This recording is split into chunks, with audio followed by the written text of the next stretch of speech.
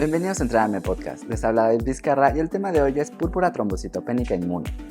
La púrpura trombocitopénica inmune es una patología autoinmune caracterizada por un bajo recuento de plaquetas, púrpura y episodios hemorrágicos causados por anticuerpos antiplaquetarios.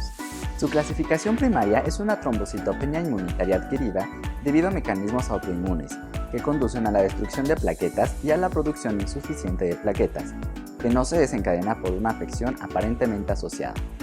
Las causas secundarias son en adultos e incluyen una serie de trastornos crónicos y enfermedades infecciosas, tales como leucemia linfocítica crónica, lupus eritematoso sistémico, síndrome antifosfolípido, inmunodeficiencia común variable, síndrome linfoproliferativo autoinmune, deficiencia selectiva de inmunoglobulina A, vacunación contra sarampión, las paperas y la rubiola, infección por Helicobacter pylori, infección por VIH, infección por el virus de la hepatitis C, por citomegalovirus o por el virus de la varicela zoster o por la enfermedad por coronavirus. Trombocitopenia inmunitaria inducida por fármacos. Esta es una trombocitopenia debido a unos anticuerpos plaquetarios dependiente de fármacos que provocan la destrucción de plaquetas, como acetazolamida, la aspirina, el ácido aminosalicílico, la carbamazepina, acefalotina, la digitoxina, la fenitoína, el meprobamato, la metildopa, la quinidina, la rifampicina y la sulfametacina.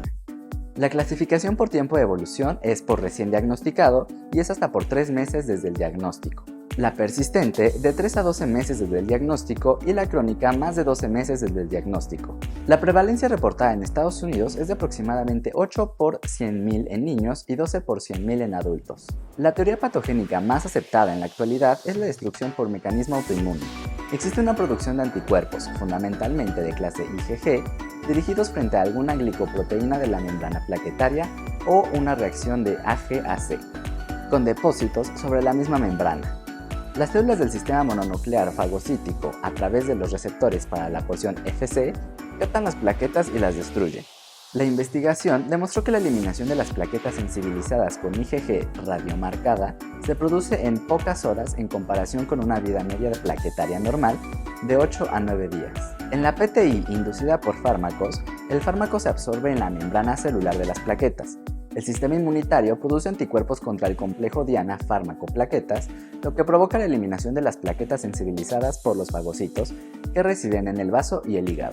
La activación del sistema del complemento por la vía clásica es otro mecanismo efector del daño de las células plaquetarias. La púrpura trombocitopénica inmunitaria infantil a menudo ocurre en pocas semanas después de una infección viral, lo que sugiere una posible inmunización cruzada entre antígenos virales y plaquetarios, la absorción de complejos inmunitarios o un mecanismo apteno.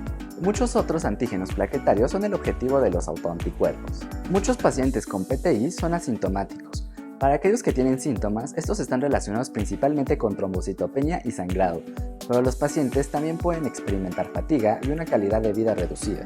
Los predictores de hemorragia clínicamente importante que normalmente se incluyen en hemorragia grave y crítica incluyen un grado de trombocitopenia menor a 20.000, sangrado menor previo, uso de medicamentos antiinflamatorios no esteroideos o AINES, sexo femenino y PTI crónica.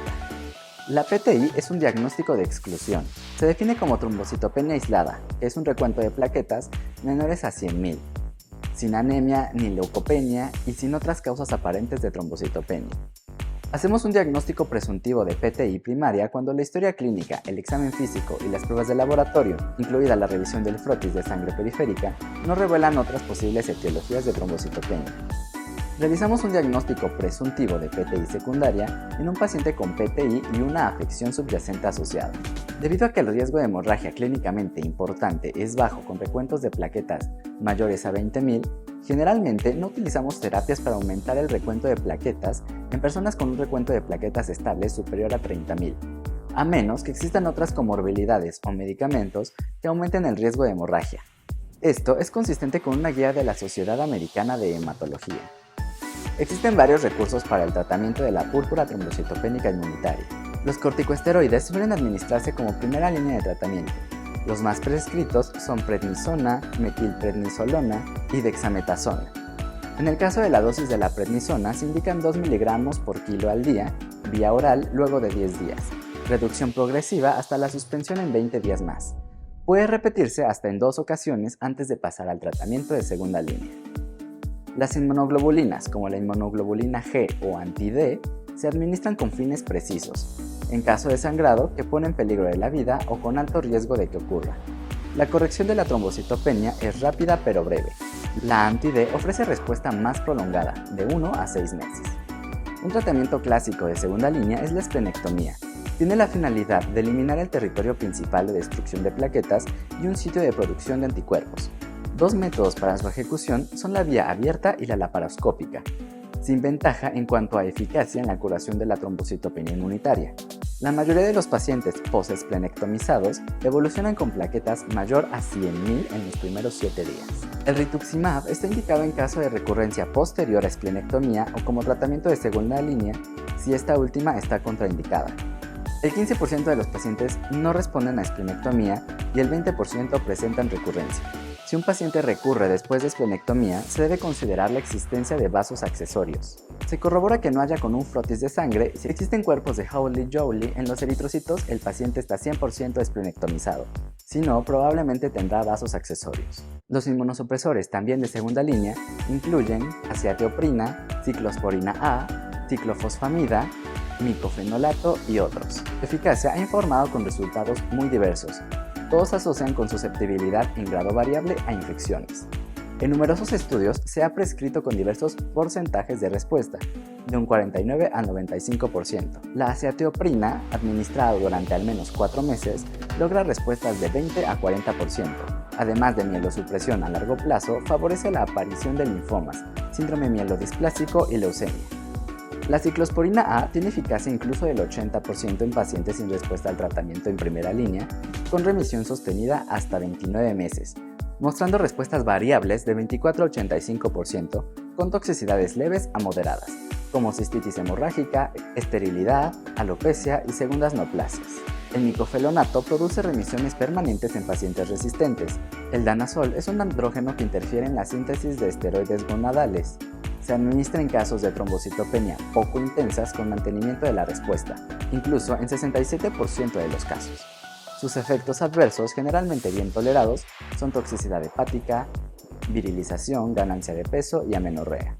El anti-CD20 o rituximab es un anticuerpo monoclonal dirigido contra las células B-CD20 positivas, inicialmente desarrollado para el tratamiento del linfoma. Se ha prescrito en otras neoplasias linfoides y en padecimientos mediados por anticuerpos. Con frecuencia se administra a pacientes con púrpura trombocitopénica inmunitaria resistente. Las respuestas favorables se informan muy variables. El romiplostim y el eltrombopag son nuevos medicamentos administrados en casos de púrpura trombocitopénica inmunitaria resistente. Aumentan la producción de plaquetas activando el receptor de trombopoyetina, con respuestas de incluso hasta el 85%. Su efecto desaparece al suspender el medicamento. Su principal efecto colateral es la mielofibrosis, aunque lo más frecuente son cefalias, diarrea y náusea. El pronóstico por lo general es bueno para los pacientes, ya que de ser diagnosticados y tratados de manera oportuna, la mortalidad referida es inferior al 1%, está ligada en la mayoría de los casos a la complicación más grave, que es la hemorragia intracraneal. Con esto terminamos el repaso a púrpura trombocitopénica inmune. Les habla David Vizcarra para Entrenando el Podcast. Nos escuchamos en el siguiente tema.